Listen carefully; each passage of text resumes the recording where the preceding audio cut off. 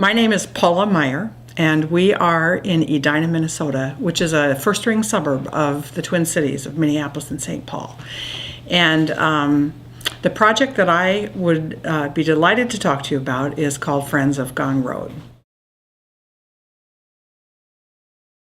The story of Friends of Ngong Road begins in December of 2005. My husband and I took our family on a photo safari in Kenya and Tanzania. Before I left, my college roommate told me when I was in Nairobi, I needed to meet a guy by the name of Peter Ndungu.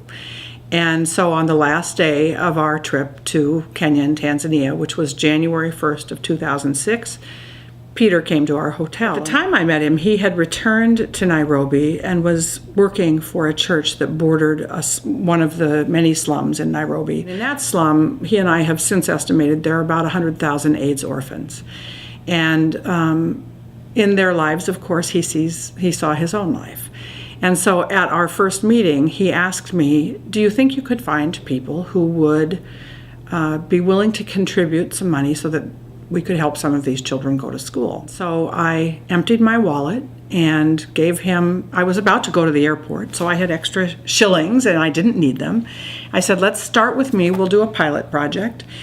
I'll sponsor 2 children and I'll get you the rest of the money that we need to pay their school fees somehow or the other. And then we got on an airplane and I spent 17 hours thinking about what I had just decided to do. I, of course, thought all the things that you would think. There's Save the Children, there's World Vision, there are so many organizations that can help children. Why don't I just write a big check and be done with it? But then I thought about this young Peter Ndungu and all these children that are AIDS orphans in Kenya. There are 1 million of them that have lost both parents due to HIV/AIDS. And it just seemed to me that notwithstanding all the great organizations that are there, the need remains. And so I decided by the time I got home that I was going to start a 501c3 organization and start trying to help in some way. So today we have about 235 children in the program. We've been going for just over two and a half years now, almost exactly 2.5 years. And we have built, I think, a really exciting program, and we have lots of people involved. The work that we do in the United States is done 100% by volunteers.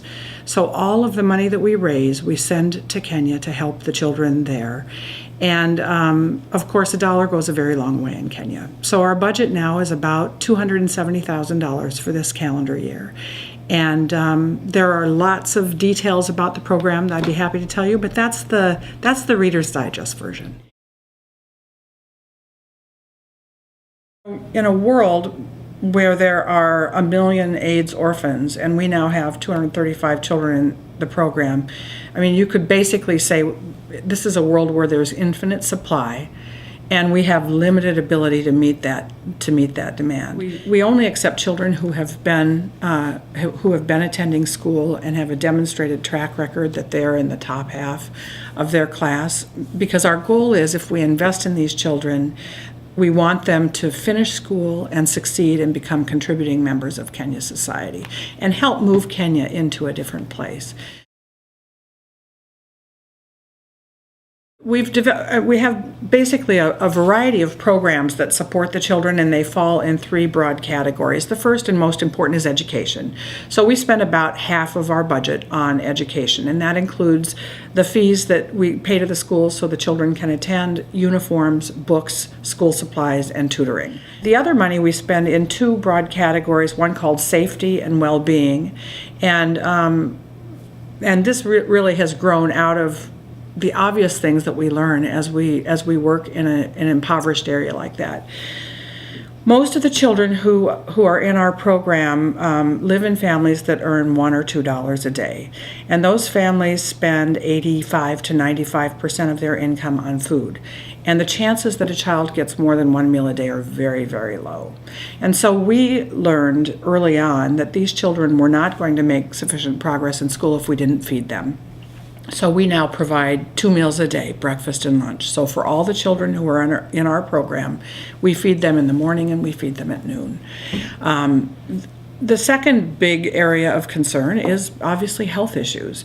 Children in Nairobi's slums deal with a lot of chronic health problems that are very easy to solve, and if you are proactive, you can get ahead of them. But there are things like decayed teeth, respiratory problems, intestinal problems because they don't have access to clean water, and all of those are things that we now deal with proactively. The third area is supportive community. And the reason that we emphasize a supportive community is that these children don't really have a support system. We have a Saturday program, so every Saturday the children come together. And it is basically fun wrapped around a meal, but it's also small groups that meet with counselors and have specific projects. We teach them about all kinds of things, from scouting to acrobatics to dancing to singing to we even have some instruction about career and vocation, because they have all of the role models in their community do house cleaning and casual labor or set up vegetable stands, but really they have no model for what vocation is all about. You know, I think we in this country live such privileged lives, and the least among us lives a life that is privileged beyond imagination. And I think people appreciate understanding some of the facts. There are 6 billion people on our planet, 1/3 of whom live in slums. 2 billion people on this planet. Not everybody, but the vast majority of people on the entire continent of Africa, on average, they spend 85% of their income on food. We spend 16% of our income on food. And so the circumstances in which people live in so many places in the world, and it's not just Africa, it's India, it's big pockets in South America, are so dire that especially children are really left with no alternatives and no path out if they don't have an education. This girl became an orphan at about age 8. So at age 18, she knew Peter. He was her pastor. And when she learned about this program, she went to him and asked whether she could be in the program. And she was qualified to enter 3rd grade. I asked Karen if she would sponsor her, and Karen said yes. Susan is the girl's name, went into 3rd grade. This 18-year-old girl sat with 3rd graders for a year. But now Susan is in 7th grade, and she's moving along, and she is 21 years old. And yet she's excited because her dream in life is to be a school teacher. So Karen came along in March. And we went. Susan didn't know we were coming. We were standing at the bottom of a stairwell, and Susan knows me and knows Peter, and so we were there to visit her. She came bounding down the stairs, and she saw Karen standing there, and her eyes got as big as saucers, and so she knew exactly who it was. She rushed to her and embraced her, and started sobbing, and Karen started crying. And, Susan just said, "Thank you for giving me my life." I'm less concerned about numbers than about actually each one of these children. If they can have a chance and go to school and build a better life for themselves, that's enough. If it's one, it's enough. But I think it will be more. And it's exciting to be part of it.